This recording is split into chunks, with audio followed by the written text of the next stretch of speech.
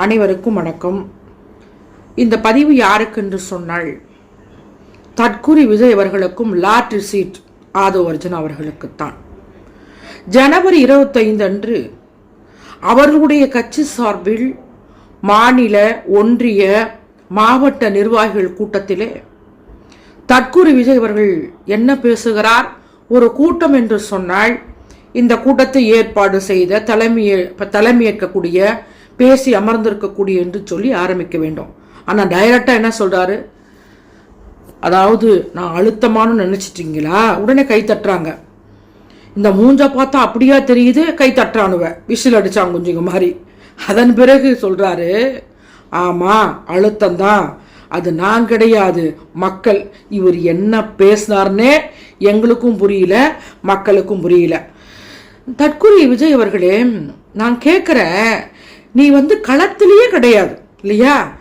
கடைசி மீட்டிங் நீ எங்க பேசுனீங்க தற்குறி விஜய் அவர்களே?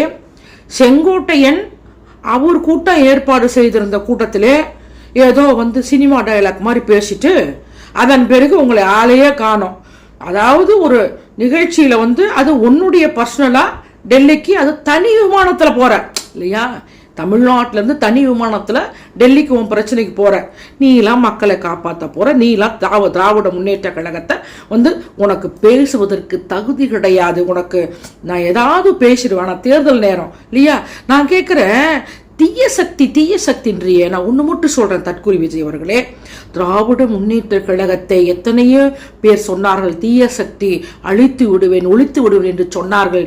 இன்றைக்கெல்லாம் நான் அவங்க பேரெல்லாம் சொல்ல விரும்பல, அழிந்து போயிருக்கிறார்கள். நான் சொல்றேன் தற்குறி விஜய், நீ சொல்ற தேர்தல் அறிக்கை நாங்க இப்ப விட்டோமா, கலர் கலரா நோட்டீஸ் விடுவாங்க, இந்த ஆட்சியில ஒன்னும் செய்யல என்றியே.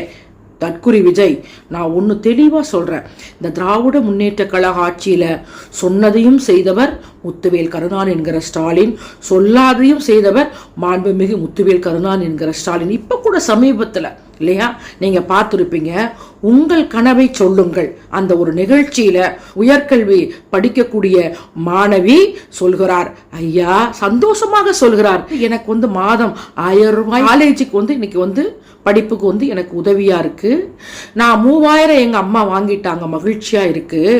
அப்புறம் இன்னொன்னு சொல்றாங்க, எங்களுடைய தொகுதியில் மினி பஸ் விடப்படுமா அப்படின்னு கேட்குறாங்க.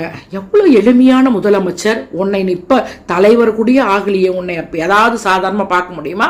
உடனே மைக்கு வாங்கி மாண்புமிகு முத்துவேல் கருணாநிதி என்கிற ஸ்டாலின் சொல்றாரு, அம்மா உனக்கு நிச்சயமாக இதை ஏற்பாடு செய்யப்படும் என்று சொல்றாரு. இன்னைக்கு எத்தனையோ திட்டம் சொல்றான், சொல்லலாம் இல்லையா?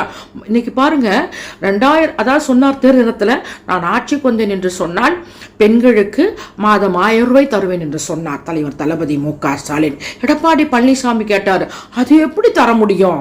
1 கோடியே இன்னைக்கு பார்த்தீங்கன்னா 12 லட்சம் இருக்காங்க, தர முடியுமான்னு கேட்டாரு. ஆனா தலைவர் தளபதி மு.க. ஸ்டாலின் 2023 1 கோடியே 25 லட்சம் அண்ணா பிறந்த மாவட்டத்திலே காஞ்சிபுரத்திலே தொடங்கி வைத்தார். அதன் பிறகு நிறைய பேர் கேட்டாங்க, எனக்கு வரல, உனக்கு வரல, ஆனா நீங்க திரும்பி அப்ளிகேஷன் கொடுங்க தரேன்னு சொல்லிட்டு இன்னைக்கு 1 கோடியே 30 லட்சம் பேருக்கு தலைவர் தளபதி மு.க. ஸ்டாலின் இது ஒரு அற்புதமான திட்டத்தை விரிவா நான் பொதுக்கூடத்தில் பேசுகிறேன், இன்னைக்கு செஞ்சிட்டு இருக்காரு. இதெல்லாம் தெரியாதா தற்குறி விஜய்? முதலமைச்சரா வரணும், நீ ஃபர்ஸ்ட் உங்க குடும்பத்தையே மதிக்கிற, தெளிவா நான் இதுல சொல்ல விரும்பல. சரி, இதுல வேற என்ன பெரிய இந்த ஆதவ் அர்ஜுனா, நீ எல்லாம் திமுகவை பார்த்து பேசுறதுக்கு தகுதி இருக்கா?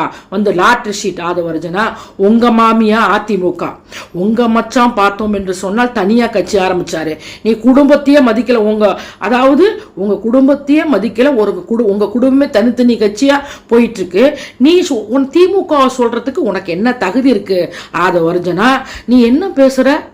குடும்ப ஆட்சின்றியே. நான் தெரியாம தான் கேட்கிறேன். அதாவது திராவிட முன்னேற்ற கழகம் குடும்ப ஆட்சி தான். ஏன்னா இன்னைக்கு தமிழ்நாட்டு மக்களே குடும்பமாக நினைக்கக்கூடியவர் தான் முத்துவேல் கருணாநிதி என்கிற ஸ்டாலின். ஆதவ் அர்ஜுனா, திரும்ப திரும்ப திரும்ப நீ ஒரு 3 மாசம் ரெஸ்ட் எடுத்துட்டு இல்லையா, நீ ஜிம்மு வேலையை பாரு, தேவையில்லாம எங்களுடைய மாண்புமிகு முதல்வரை நீ திமுகவில் இருந்த விடுதலை சிறுத்தைகள் கட்சிக்கு போன, இன்னைக்கு போயிட்டு வந்து சொம்பு நீ தூக்கிக்கிட்டு தற்கொலை விஜய்க்கு சொம்பு தூக்கிக்கிட்டு நீ வாய்க்கு வந்தபடியெல்லாம் குடும்ப ஆட்சின்றி சொல்றிய.